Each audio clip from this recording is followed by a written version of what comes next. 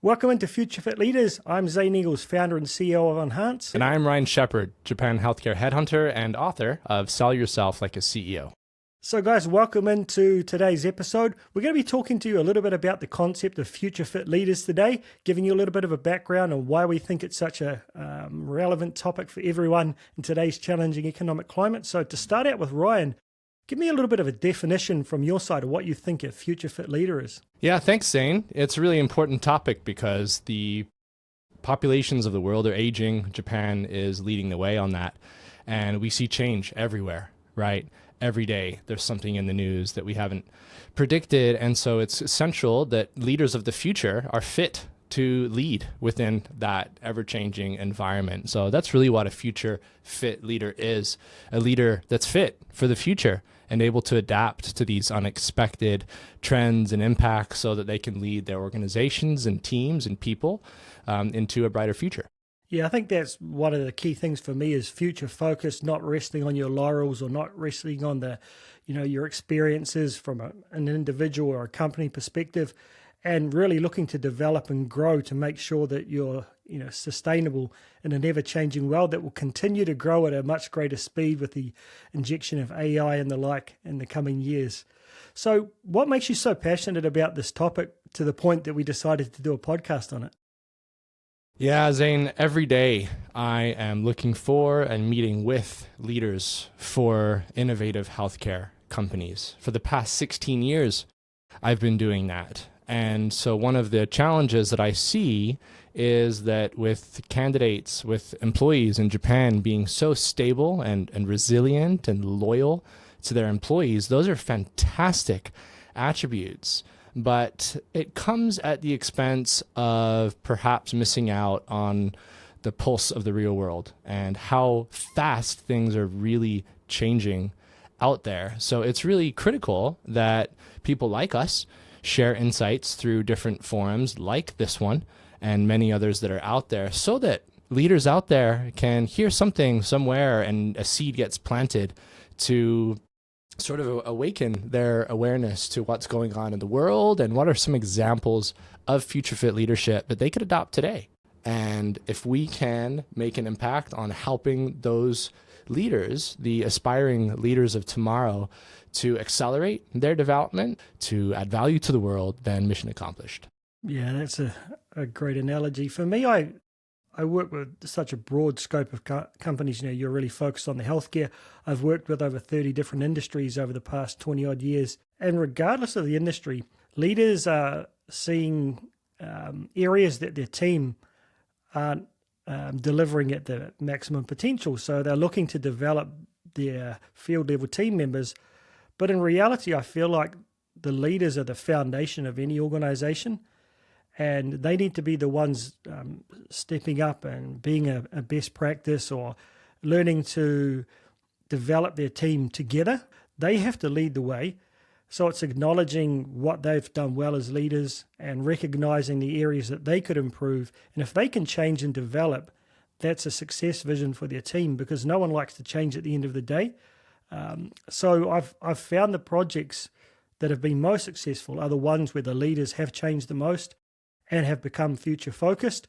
So if I can inspire even one leader out there to embrace that mindset, to become that success vision for their team if they're a first line manager or for their organization if they're a CEO, that would make me really happy. I guess that over the coming episodes, there are a lot of characteristics, attributes, skills that we see are fundamental in becoming what we see as a future fit leader. But I'd like to start out today with just one or two that you see from your perspective are really fundamental to becoming a future fit leader in your definition.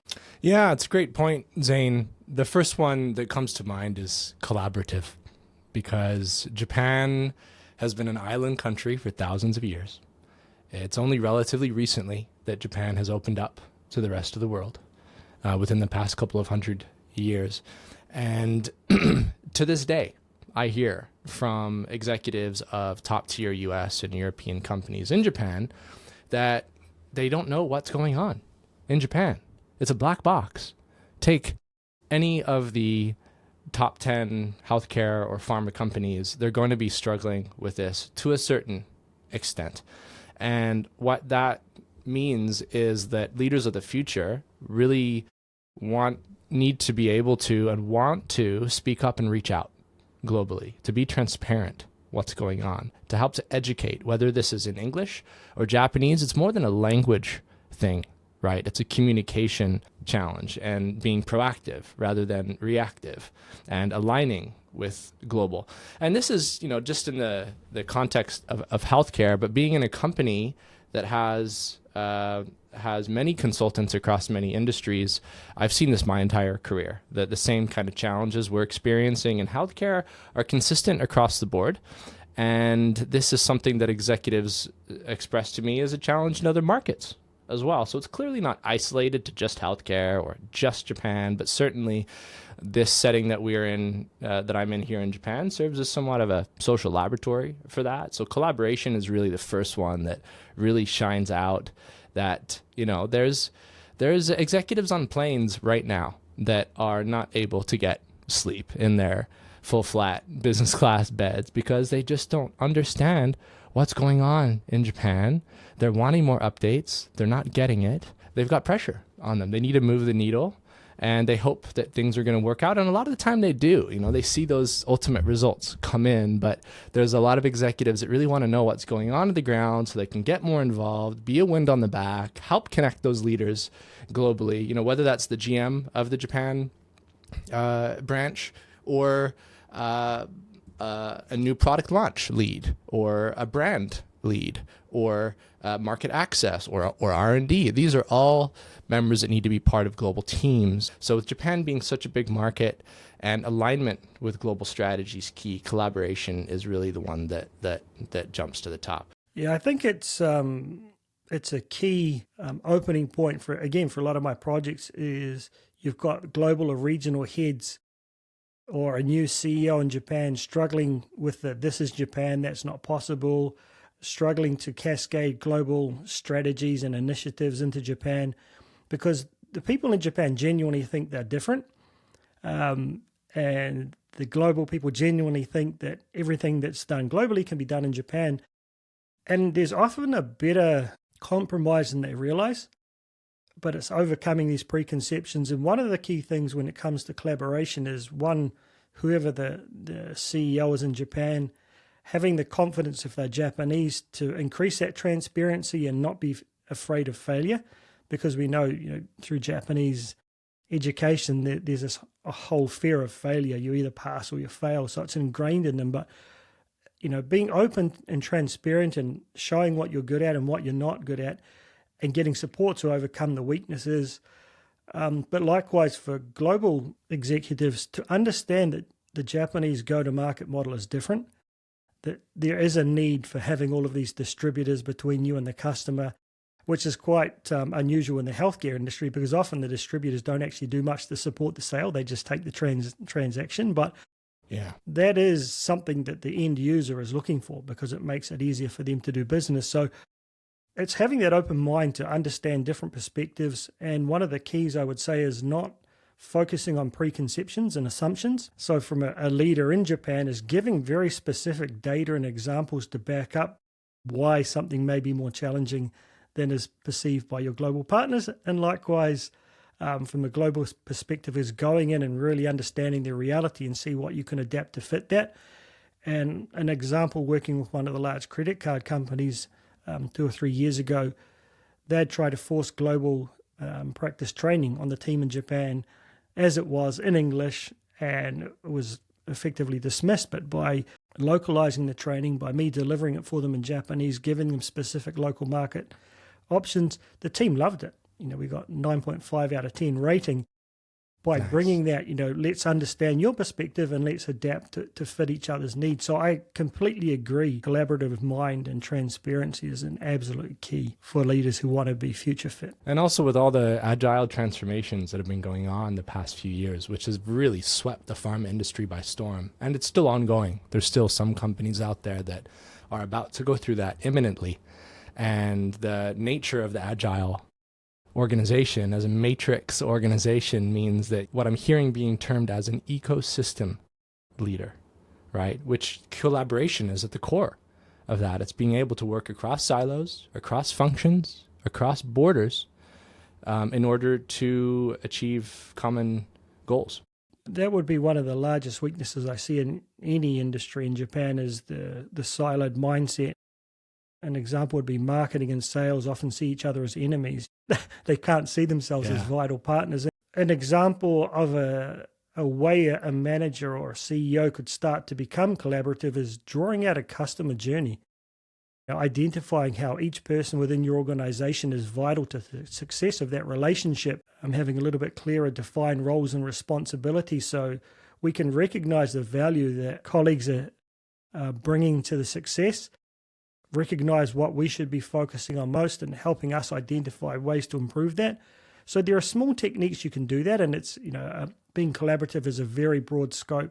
But what we'll look to do over coming episodes is when we dig into these topics is give you some specific examples in the real world where we saw a pain point and give you an example of how you could actually develop a skill, implement a new process, a book you may want to read that can help this. So do you have any examples on the topic of collaboration that you think maybe someone who's curious could maybe have a look at a book, or an example where you've seen a client of yours change their mindset a bit and become a little bit more collaborative and have succeeded? Yeah, fantastic question. And let me think of a public example I can share. AbbVie in Japan, they've had a framework, the 3 C's: communicate, collaborate, celebrate. Very simple framework, but it really is the underlying framework for everything that they do and how they operate, the way they work on a day-to-day basis. And of course, this is a company that has lots of new innovative products, some that are requiring different go-to-market strategies and rollouts than has ever been designed before. They're critical ones because they're offsetting massive revenue impacts like Humira, one of the best-selling drugs of all time, when the patent expired. So this necessitates collaboration, and the 3 C's concept, communicate, collaborate, celebrate, is a really great real-world example of how simple that can really be, and therefore sustainable to be able to behave in that way innately and develop that habit of communicate, collaborate, celebrate on a day-to-day basis. So this isn't like a marketing campaign that companies do once a year. This is something that is really baked into how they operate. Yeah, I think that's a good example because there are 3 simple words that even if you translated those into another language, you can get people to understand. But the key piece of advice I would add to that is don't assume that everyone knows what you mean by those 3 words and how they impact the customer, the organization, and how it could impact me as an employee for the better. So giving really clear definitions of what each of those terms mean, why they're important from the customer, your partners, the organization, and the employee's benefit will really help people to buy into that. And one of the points you'll hear me mention over and over again is write it down, have a nice clear visual picture, because the best organizations will have that on the wall in all of their meeting rooms and their offices. Yes. So it does get reinforced, but often something's implemented based on the fact that it's really simple and people will easily comprehend that. Tell them once and it's never really embedded. So reinforcing, write it down, and don't assume that people understand. So that's a first introduction into our concept of future fit leaders. It's a very broad topic, but I think it's really relevant for people looking to become leaders in the future, for people who are maybe a first-line manager looking to aspire to become a director or a business unit head or a GM one day, or if you're a GM of a local market and you're looking to take that next step up. I think all of these ideas will be relevant for all of you, and I feel like a lot of people have that drive in their heart, but they don't quite know where to start, or maybe people don't have that confidence. So that's one of our goals, is to share a few insights based on real-world success stories. Both Ryan and I have been through that journey ourselves. I'm a high school dropout with dyslexia who hated to study as a kid, but I graduated university with an A average, about third in my class, when I really found the value of education and upskilling myself to the point it became such a passion. I do it for a living now. So very few of you out there will be in the situation I was when I was 16 years old and so disengaged with learning and development. You'll probably be light years ahead.